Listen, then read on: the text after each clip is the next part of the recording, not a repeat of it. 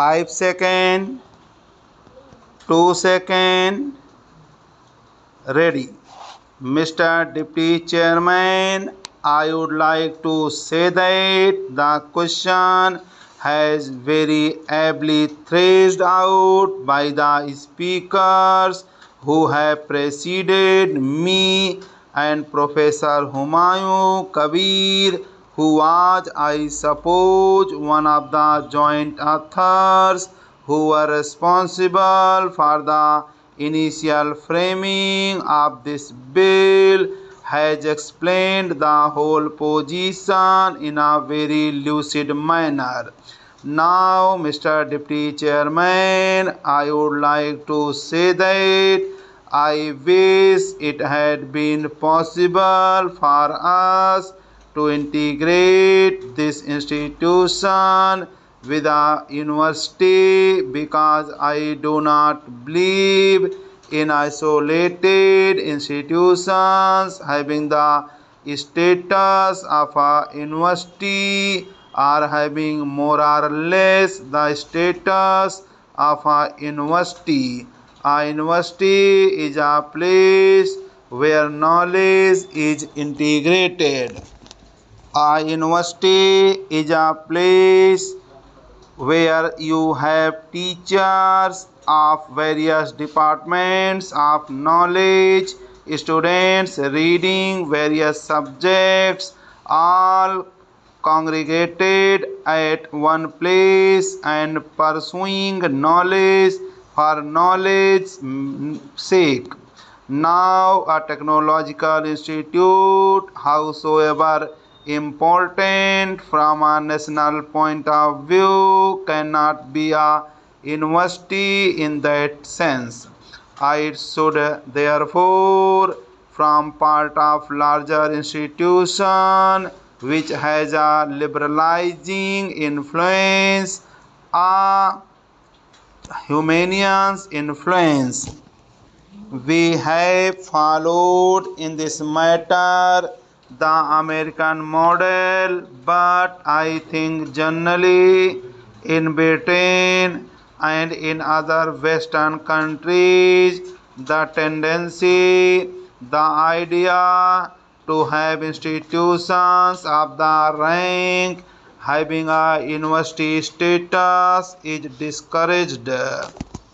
As far as I know, sir, the Imperial Council of Science and Technology, which is a very big institution in the United Kingdom, is a part of the London University.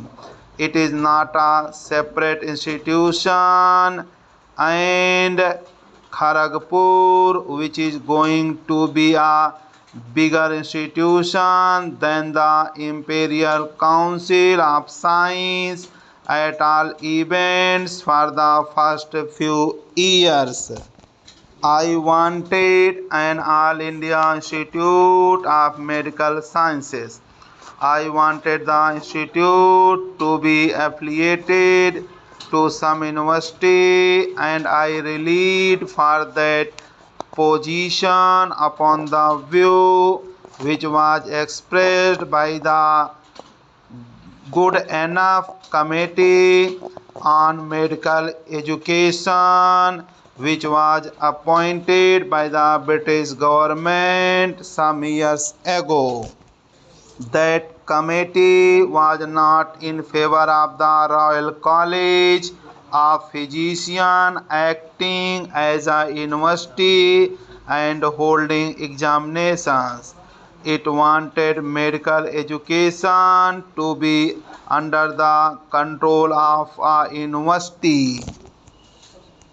Therefore, I would have preferred, Mr. Deputy Chairman, this institution to be made part of some national university.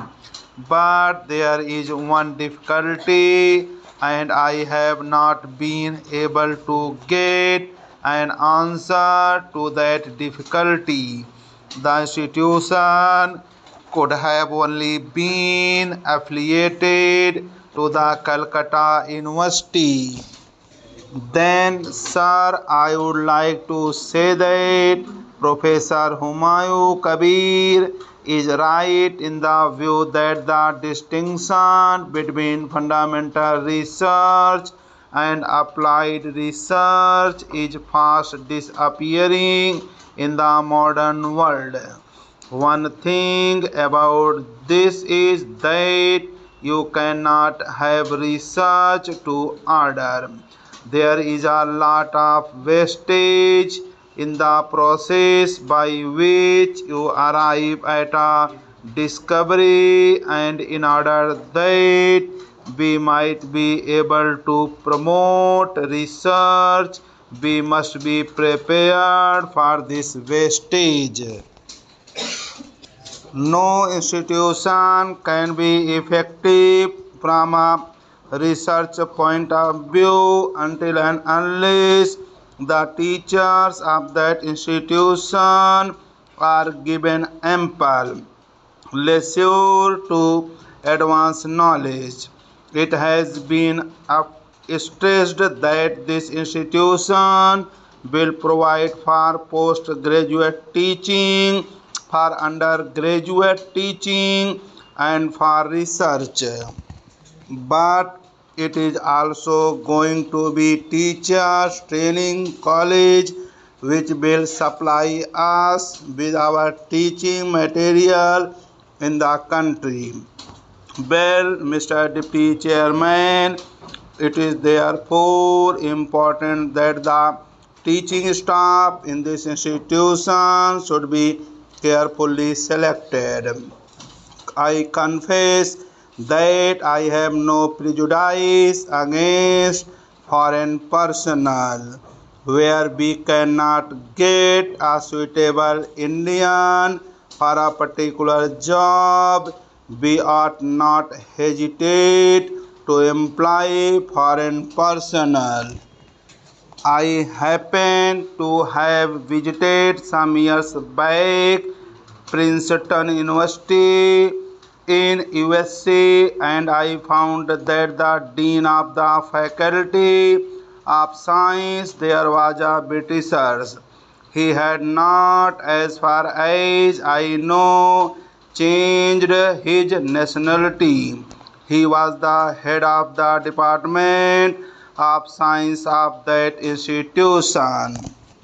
Mr. Deputy Chairman, if we start entertaining national prejudice against foreign personnel in our institutions, we shall not be doing service to the expansion of knowledge in this country.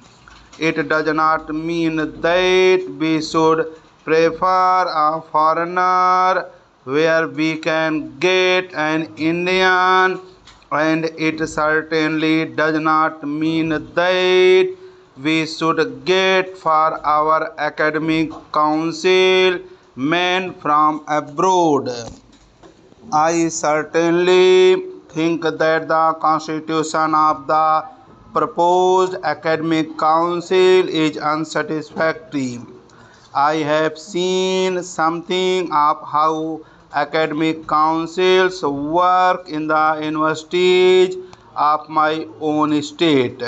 I know that there is a tendency on the part of our teachers for whom I have got great respect to look upon themselves as a corporation. I should like some fresh blood to be introduced in our academic councils.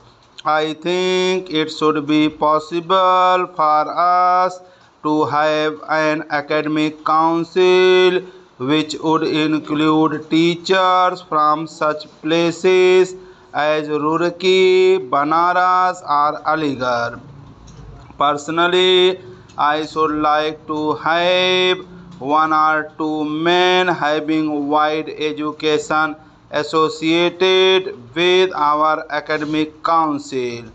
I also think that there is a tendency to give to the constitution of the University, a somewhat bureaucratic character.